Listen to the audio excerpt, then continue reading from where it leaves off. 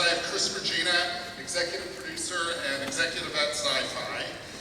And we're so thankful that Sci-Fi has come on board to help us with this project, as well as air it, and Netflix, Larry Tans and Lauren Smith, and with Sci-Fi, of course, Chris McCown. So big thanks to them for coming on board for the show. Just a little tease, Ghost Wars takes place in a remote Alaska town, Port Moore, that is experiencing a deadly surge of paranormal activities. And you'll learn a little bit about the show, enough to tease you, so you'll tell all your friends. Watch the hell out of it. I'd like to bring out our pal. Come on out, everybody.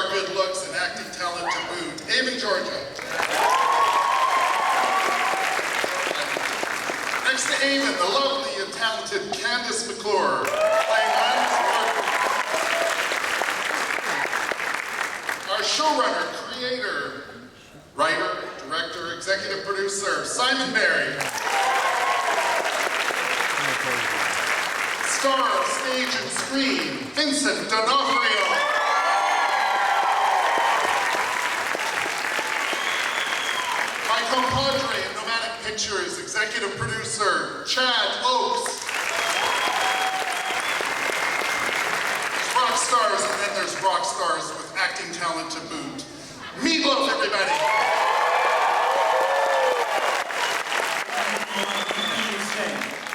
These chairs are really fucking low. I'm going to ask the panelists certain questions, and then we're going to show you a teaser of our show, and then we'll open up questions to the audience. So I'll start off with a question for Simon and Dennis. How would you describe Ghost Wars to someone? And what is it about the show that sets it apart from other paranormal dramas? Why don't you go, please? Well, I think this show is different from other paranormal dramas because we have an amazing, talented cast. This cast of actors is not normally found in paranormal dramas. You get movie stars, TV stars. I still can't believe we got this cast. Seriously. So that's one. Number two, I think we're trying to make a show that I think fans of John Carpenter, Sam Raimi, John Landis, and a little bit of Kubrick fans out there might enjoy, because we're trying to kind of dig down into what made the horror of the 70s and 80s so much fun. And I think when you see the trailer, you'll understand what I'm talking about, and then the show. I'm going to throw something in. We also had Chad Oakes and Simon Barry, okay? Yeah. Come on! Good guy. I like him dearly. Now Dennis can answer the question, because he's the smarter of the two of us. Well, you took all my answers that I was working on the flight, so thanks for that. Just from the personal experience, I grew up with a love of horror films, so getting to download absolutely everything into this show is what's been setting it apart for me personally. This is unlike any genre of paranormal horror show I've ever seen. So. Because it's got puppets and there's puppets and a lot of puppets. Yeah. I have a question for Chad. Chad, talk to us about Ghost Wars and how it came to be and how you put this amazing cast together. Well, it was an idea and thoughts that came actually incubated internally at Sci-Fi with Chris while we were filming season 1 of Van Helsing up in Vancouver, when Chris was up, we were talking about what we're going to do next. It was such an incredible joy to work with somebody that gets the genre, gets the audience, and gets what we do. So we were, again, trying to figure out what we were going to do next while we were doing the first one. And it actually came from them. And then, of course, the idea was, who are we going to do? Who are we going to get to help create and make this show a show? And we put a very short list together of showrunners. Simon was at the top of the list. He was also 3 doors down in the offices. So it was literally 2 meetings, and we found ourselves an incredible showrunner and leader of this. And then it was get this thing financed. After Sci-Fi was in, of course, independent producers, Mike and I own Nomadic Pictures. You've got to, it takes a village to make something. So we took it out to the market. Fortunately, with the team that we were putting together, had multiple offers, and our good friends at Netflix came aboard, and we couldn't do this without them. So hats off and kudos to those guys. And then it was the fun part for me as an ex-agent. Who do you put in the show? Who do you as the pilot comes out, who goes into what role? And we actually started with actually me, because he and I had met a year ago, potentially on Van Helsing, and it just wasn't the right role. We both fell for that. And actually, the first person cast in the show was me. Thank you for saying yes, by the way. This man started as an actor, and then he got busy with his music career, and kind of got him away for how many years? 30 years? 40 years? No, it didn't really, sort of on and off. I was doing films on and off. People just don't know that. But if you actually think about it, people know the Rocky Horror Picture Show, right? Yeah. Now, if you think about the Rocky Horror Picture Show, and when Better to Hell came out, you'll realize that I was an actor, a former singer. And when we were trying to get Better to Hell done, the record companies used to look at me and go, "No, you're an actor. Actors don't make records. You're like Ethel Merman." Now, to me, Ethel Merman, that was a compliment. So I was perfectly happy with that. Well, we started with me, and we're so fortunate, so lucky. And then it was just a matter of, who was our father, Dan? And the list was very short, long as distinguished, and we are just had Mr. Vincent D'Onofrio come on board.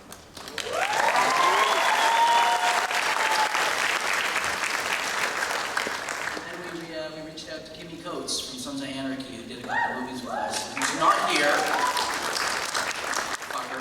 He's in Buffalo. He called me this morning and says hello to everybody, and he promises that you'll see him very soon somewhere else. So anyway, and then Candace, Kristen Lehman, and then it was we were trying to figure out who was going to be literally the stories being told through the eyes of Roman Mercer.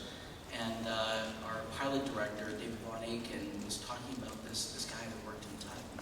He was just, and then Maurice Chapdelaine, where he was, our associate producer said, there's this guy from Vancouver, Avon, he would be perfect for it. So, and again, I just couldn't say thank you enough for this great cast that we've assembled. So it's a great team.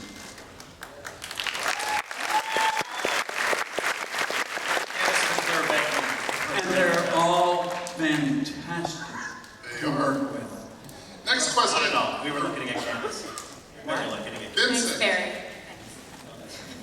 what is it about Ghost Wars that drew you to the project? Who, me? Vincent. Oh. You can answer. I'd be happy to. No, you go ahead.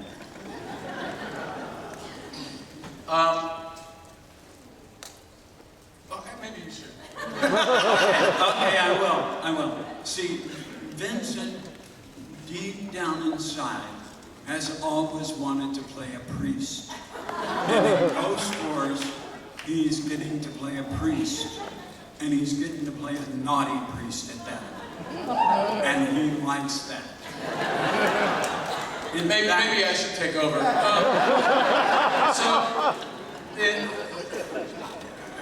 basically I read the script that they sent me and I liked it. And I talked to Simon and there was a couple of things that I really liked about it. And there was a couple of scenes that kind of struck me as, yeah, I'd like to play this part. And I just wanted to make sure that those scenes didn't accidentally get written and the rest was going to be crap. So I wanted to talk to Simon, and he made it very clear to me that what I was reading was an intention that they had, and I said, more of that, please. And that's pretty much the story, right? Yeah. And also you had the chance to sport this amazing stash. Very important. And he is my father in the show, by the way. That's complete BS. Ava, Simon, and Dennis. Roman seems to be a very layered character. Talk to us about the process of constructing and directing such a character. And then, Avon, how did you prepare for this role? You gotta say my name right, man. It's Avon. You know that? Apologies. We've done this all so long. You go ahead, Dennis and Simon. You go ahead. You did it. You did all the work. Oh, The work. I showed up. Yeah, sure. The scripts just say Avon does something. Yeah, Avon does something I showed. You know, I'm playing an outsider, and that's always kind of one of those things. You're like, oh, it's like a very broad stroke sort of scenario. Oh, he's an outsider. But the idea of playing someone who is aggressively an outsider and by choice was sort of the way that I wanted to go about Roman. And you know, the idea of being a medium and being able to communicate with, you know, the other side. You know, it's a big responsibility, but also at a certain point, if you've dealt with it your whole life, it sort of becomes boring. And that's where I want to start from. Now, when the show kicks off and there's this huge rift between worlds, his kind of ailment then becomes a power and it becomes an attribute. And so that's where I want to kind of start from. And we go a bunch of different places. Yeah, for those of you who don't know, it's about a small town with a big... Oh, did we not do the intro to what the show is about? Do you guys not know what the show is about? I think Mike did, we just didn't listen to him. Oh, good. Dennis, you should pitch the show. Just do the picture, an elevator picture of the show. It's about a small Alaskan town with a big ghost problem. Yeah, and I help out, and some other people also, we all help out. It's a town called Port Moore in Alaska, and you can only get out of that town 4 months a year, and you're trapped for the rest of the time with all the jerks in the town, okay? Exactly. Well, this is good. Well, that's coming from Doug. Does anyone else? Well, speaking of jerks in the town, Meat Loaf. Talk to us about your character, Doug. What did you do to prepare for the role, and what was your reaction when you read the line? Well, when the first play I ever did was the original As You Like It that Bill wrote, Bill Shakespeare. And so I started way back then, and, we did, studies with William and did that. But Doug is, oh God, I have an hour-long backstory for Doug, and we don't want to sit here that long.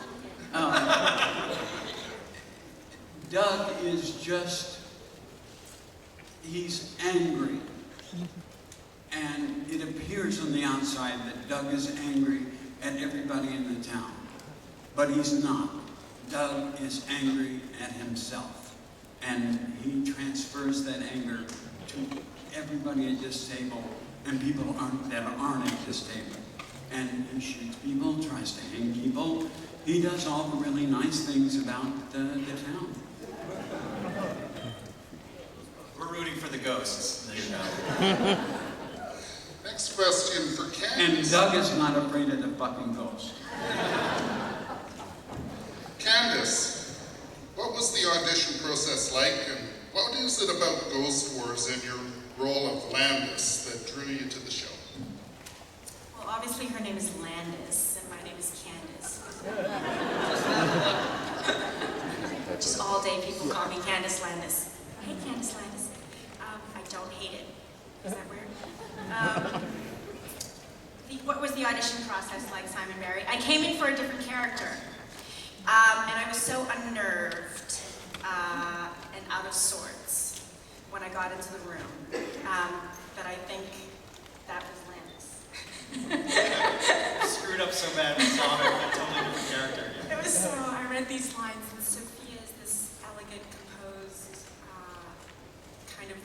so over character, and I was just sitting there like, and he was like, Landis. Yeah, I love that about Landis. We kind of catch her on her back foot. She's climbing her way out of a hole. I can relate. It's really good pause for laughter. It happens. It's okay, I didn't get the back row, but I won't get you sooner or later. Can I just add something about Simon? No, I would Yes, love that. back to Simon. Okay. Now, when you read something that Simon has written, you don't have to search very hard for your character, because Simon puts the character right on that page, and all you have to do is go find him. And Well said. Well said. Next question for Vince, Evan, Candace, and Meat Loaf. We've seen a lot of supernatural themed shows on TV in recent years. What would you say separates Ghost Wars from what's already on the air? you go first. Well, thank you. I haven't seen any other. Oh, that was my answer. Number one. But I can tell you what's cool about this one is that these people in this town have been through hell because they live in Alaska and it's a small town. So just the climate that they're in, the weather, the storms, the ocean, I mean, the economy. This is a town that, you know, these people are not weak. They're strong people. They've been through a lot. And then this hits them. This kind of, for lack of a better term, spell comes over the whole town. And they get invaded by people that they didn't invite. And what happens to the town is when you come in, and the audience comes in and sees what's going on, you get a really clean look, like a social comment on a small town. All the relationships, where they were and where they get to because of these ghosts come. And that's the main thrill of it for me, is that everybody changes and everybody's affected. And the good people get really good, and the bad people get really bad. And then there's a few that break through and surprise us. But it's all because of what's happening to the town. And I think that's the best, most exciting thing for me about the show. And I'm with Vincent. I've never seen him. Wait, he's not with me. No, Vincent's married, but I was hustling the entire plane ride. I'm with Vincent. I've never watched any of those other shows. The one thing that I would add to what Vincent has said, it is about a small town, but it's not a small town in Kansas. It's a small town in Alaska. And that is really isolated. So if you're a small town in Kansas, you can still get to Kansas City, but we can't get to Anchorage.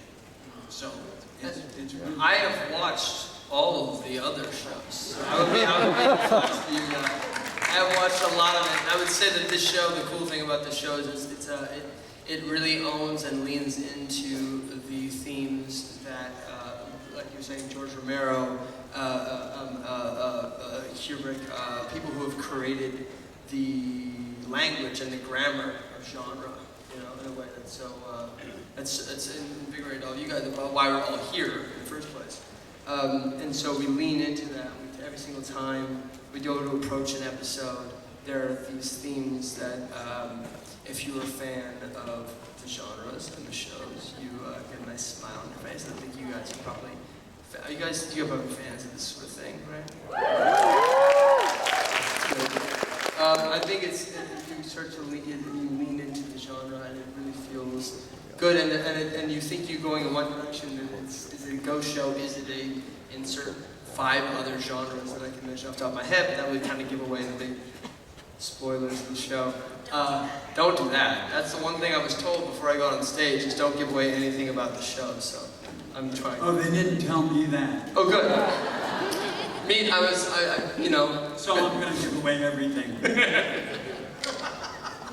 You guys have you have such a thematic and global perspective of it. I'm completely selfish.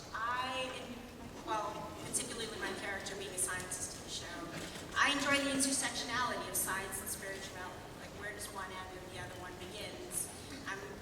From previous work that I've done, I enjoy things that open up a platform for discussion and really question what you believe about what you believe. The end. Well put. Next question for Vincent. You have a long acting as a resume.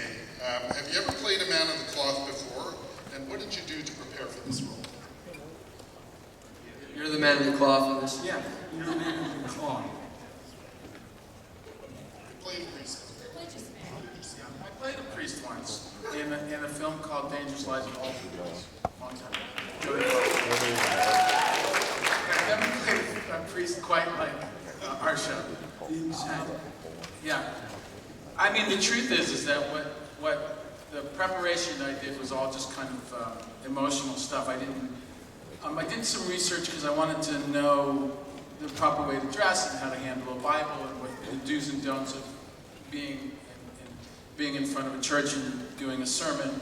I did that kind of stuff, but only because there's a lot of that there's some of that in our show where I do these sermons. But most of the work was emotional. That my character is he's on a journey from the minute we meet him, and it's purely emotional, and it gets a little weird sometimes, and kind of fun weird, you know, and a little crazy. I've done a lot of crazy scenes in this show.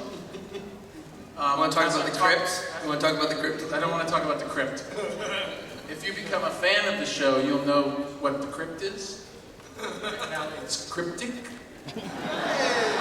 Well, 10 points. Dude, I had to say it. What am I going to say?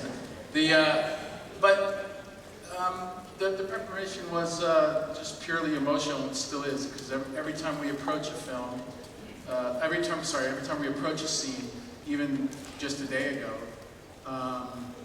I have to go in with my professional hat on and pull up emotions, and there's real acting going on in this show, and it gets quite intense. And just yesterday we did 2 very intense scenes.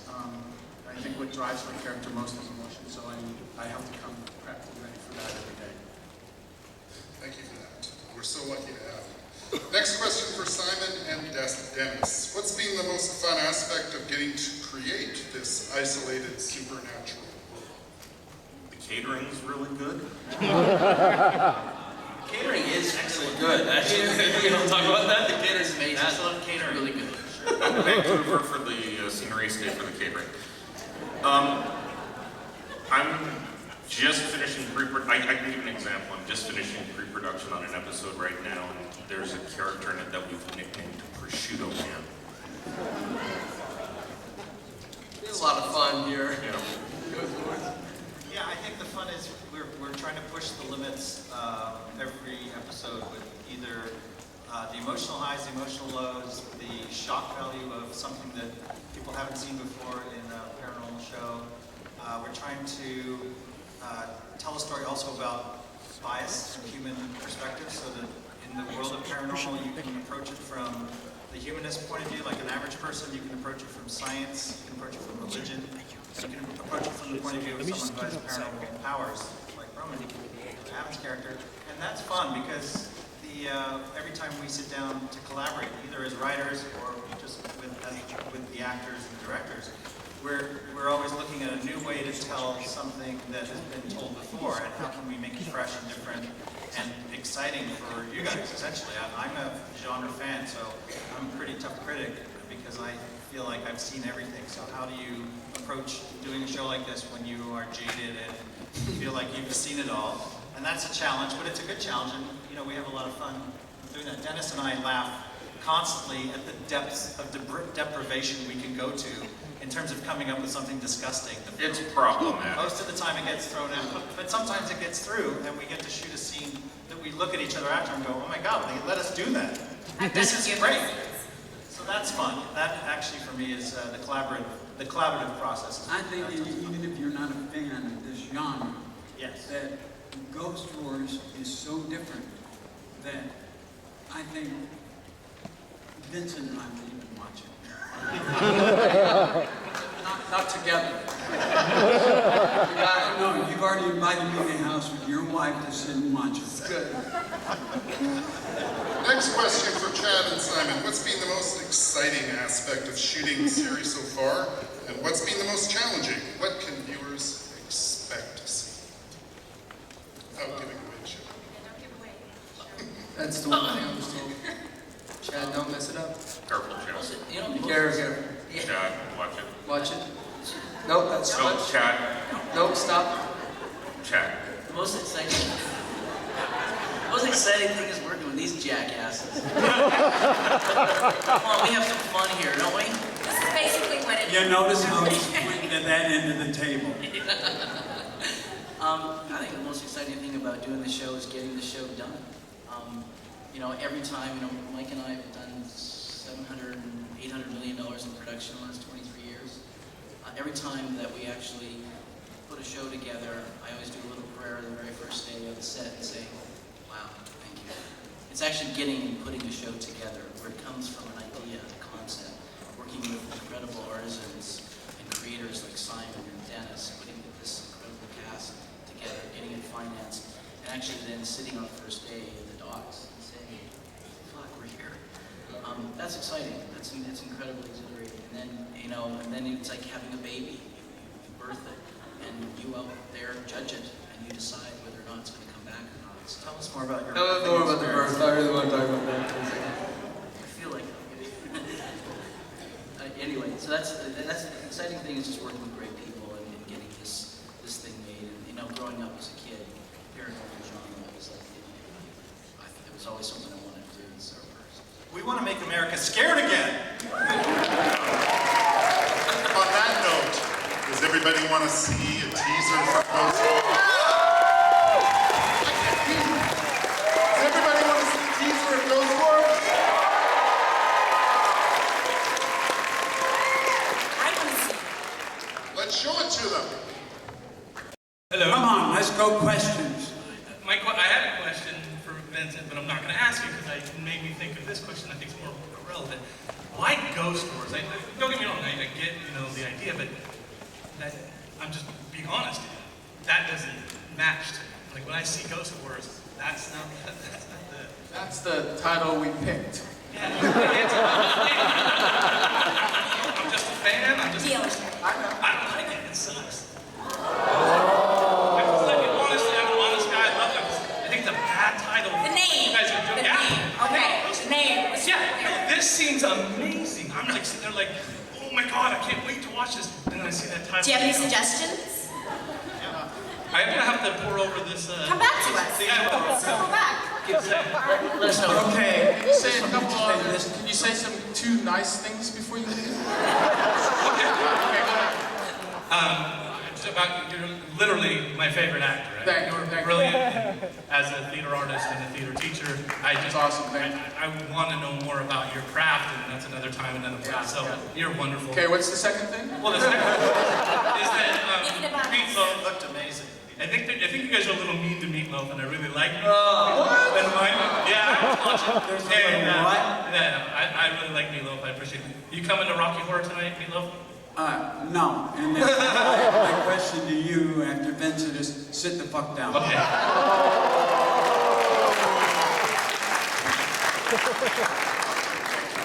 Can't mess with a rock star, dude. Hi, how you doing? Hi. Very good. I'm very good. How are you doing? Let me guess, you didn't like the title. I think it's great. Oh, good. I think Okay, so so you don't have to sit down. How you doing? You alright, dude? For Abby, I'm good. You good? We're good. I'm good. Am I gonna see you like after this? Yeah. Alright. Sure. Where are you going? I don't know, we're gonna find some. I'll see you outside or something. My question's for Abby. What character would you say this character is most like that you've played before, and what would you say it's least like?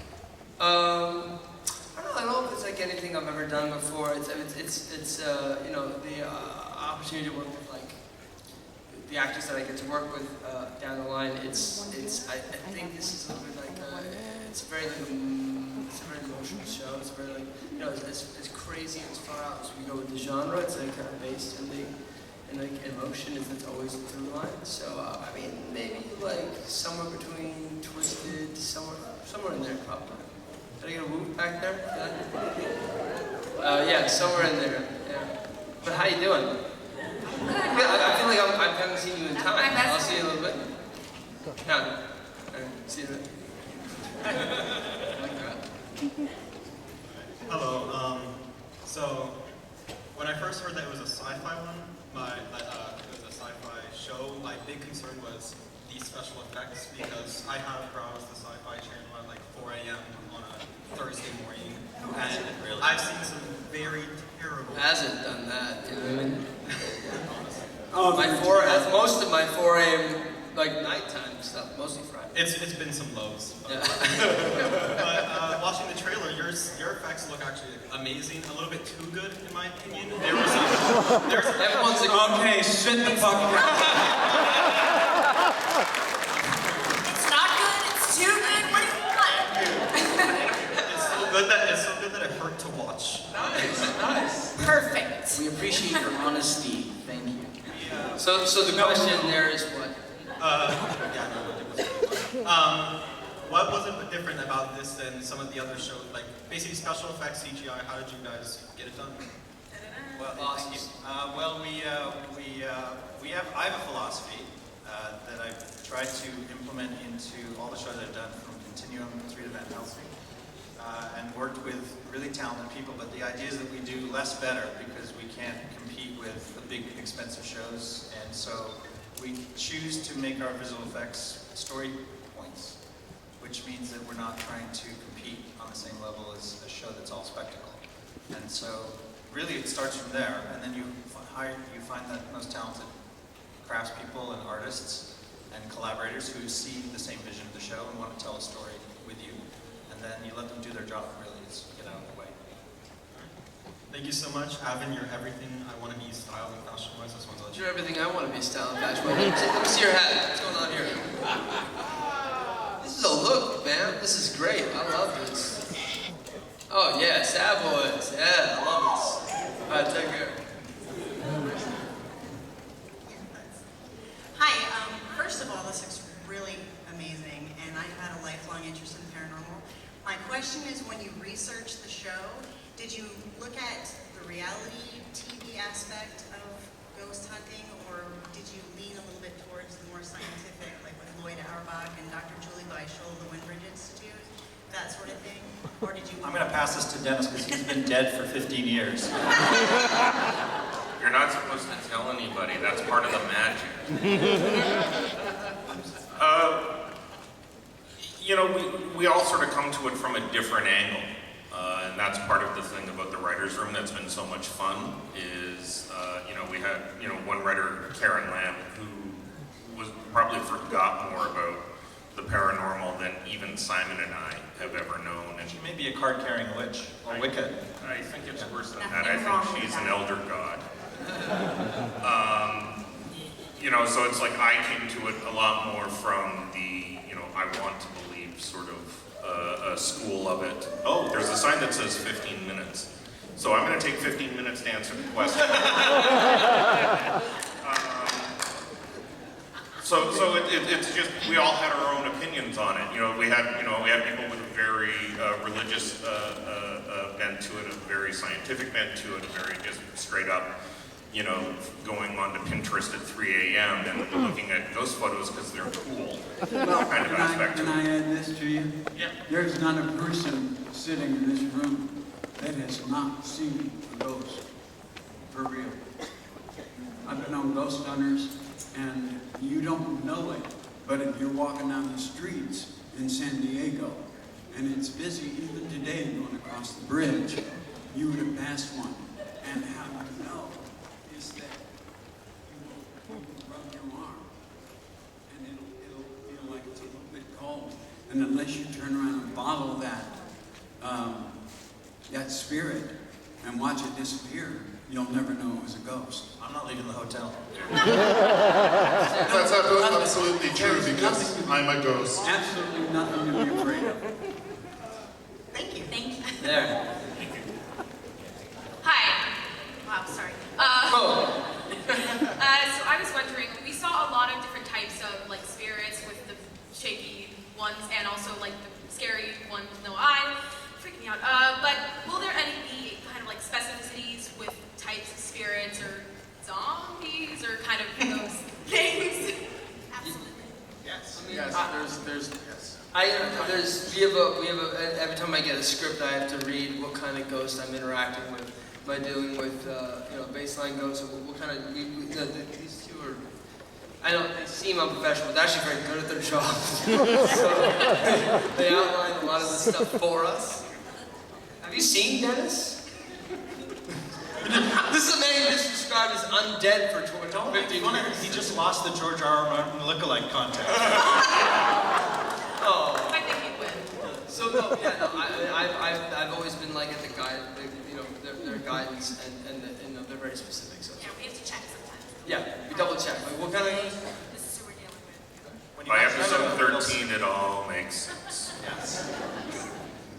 Thank you. Thank you. So, based on the teaser trailer, it seems like the ghosts and paranormal are the main antagonists. Is that how the show's going to go, or are you guys going to bring some people that are antagonists as well? That's a great question. I think antagonism is based on where you're standing and what your perspective of the world is, and we're trying to make antagonism not something that's black and white, really gray. So for some characters, their major antagonist may be another human being, more so than any ghost, and for other characters, it might be the ghost that's targeted them. So it's kind of a broad answer, but that's where we're coming from. It's really perspective driven. And because you're dealing with a town that has a social aspect to it, that even within the structures of relationships, some people are antagonists. It depends on who you are, what your point of view is, and who you're dealing with at the time in the town. A lot of people have different perspectives in the town and judge people in different ways. And that's all going on while these very many different ghosts are putting the pressure on us. Thank you. Yeah. My character's sort of an antagonist. But at the beginning. Well, who knows? Who knows? Who's to say? What? Who's to say? Me.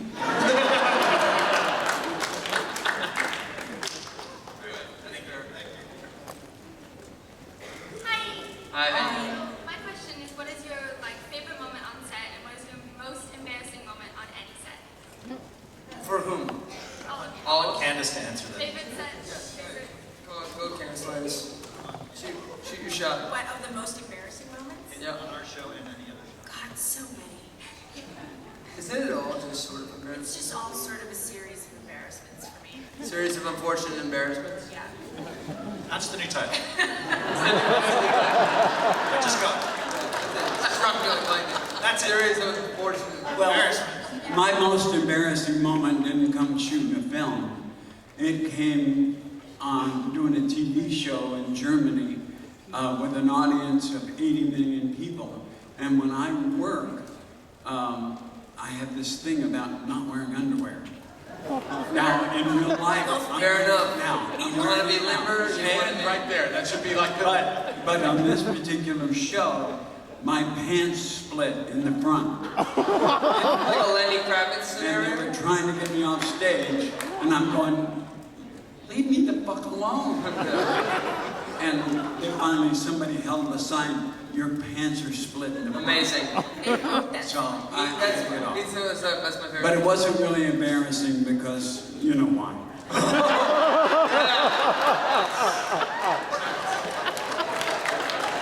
They don't call them Meat Loaf for nothing.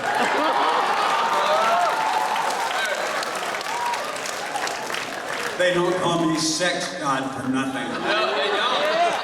No. And Yeah, hold earmuffs. Earmuffs. It's an earmuffs. No, you don't need, I didn't say anything bad. I just told you a straight fact. Facts only. It's a facts only zone. I mean, I don't know. I feel like being an actor is balancing embarrassment versus like how much you really want to do it, right? Like it's like at certain points it's like, oh, this is a terribly embarrassing thing that I have to do, but it's also you have to do it, and also you test yourself by that in a way. Like, oh, this is so embarrassing. I'm terrified. So Having the most fun. I should do it. Yeah. So that's my rebuttal. I honestly way not as cool as what Meat said, but that's my. See, I don't think as an actor in any script that there's an embarrassing moment. Sure. If you're really into the character. No, yeah. Even if the character's embarrassed. Challenge accepted. Say that Simon, bring it on, dude. I think that the truth is that humiliation is everything, and that as a performer, the more you drop your pants and run around the set, or at least if you feel like that, that's the best work you can do. It's constantly humiliating, and it's constantly, you can't go on a set or on a stage and have a shield up to protect yourself. You have to be open and ready for failure constantly. I fail on the set every day, several times, and it only means that my next try is going to be better. So it's something that happens. But when it comes to something funny that happened on set, I will never tell you that. Because it's just too embarrassing. Every actor is paranoid. Trust me. After every scene, every actor is going,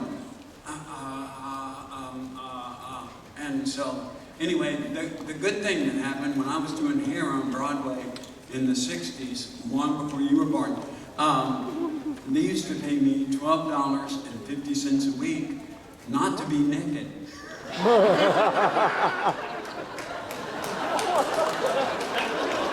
It's got jokes for days. I'm really enjoying this so much.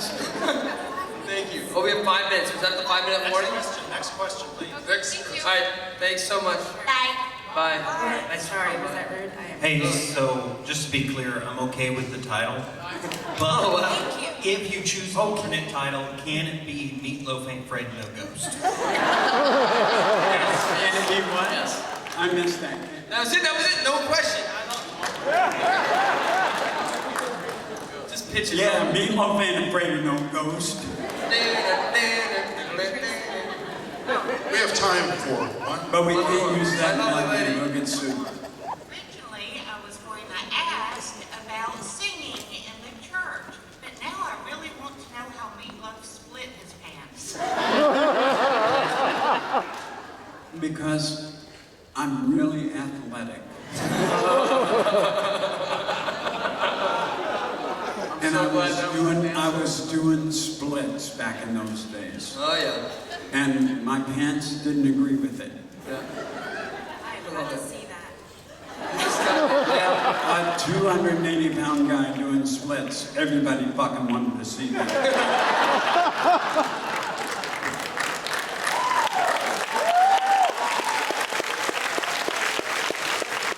But I only made 197 this morning. Are going to sing on the show? Maybe a duet? No. Duet with me. The only person I would sing a duet with is Father Dan. We did a scene together. My first scene with Meat Loaf that we did was in the church. And I do a sermon. It's right after something really nasty has happened. And I've seen Meat Loaf act before in, or as I call him, Meat. I've seen him act before in films, good films. And we did our scene together, and our scene ends with this dramatic moment, and the guy blew me away. He's a fantastic actor. He's just amazing. I mean, when I hit you hard, too. Can you just shut up so I can... No, my Indian name is Never Shuts Up. There was this one take in particular. He did good in every take, but I don't know why I'm telling you this. I just feel like it. There was every take he did great, but there was this one take in particular where he just took it to another level, and I was like, "Fuck, man, this guy can act." I was super impressed by him. So you're gonna in this show, you're gonna see some awesome performances. From everyone. I'm gonna change the title now. It's gonna grow on you, dude. It's gonna grow on you. Love it. Guys, You're gonna love it. It's gonna grow. Oh, no, it's not time yet. There's still more than 3 people. 2 Let's minutes. do another question. We have 2 Come up and minutes. add it. oh, don't, we have a little more. Fight like a girl. Come on. You don't want to upset me. Thank you.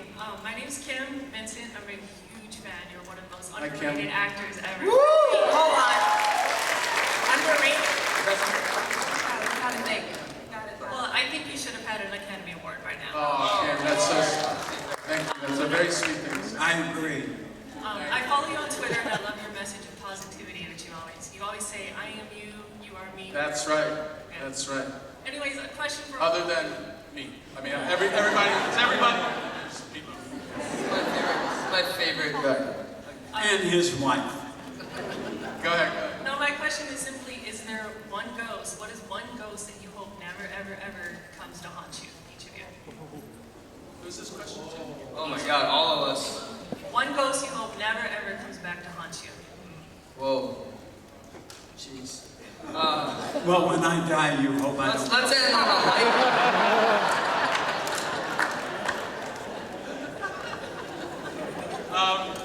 That's pretty much my answer.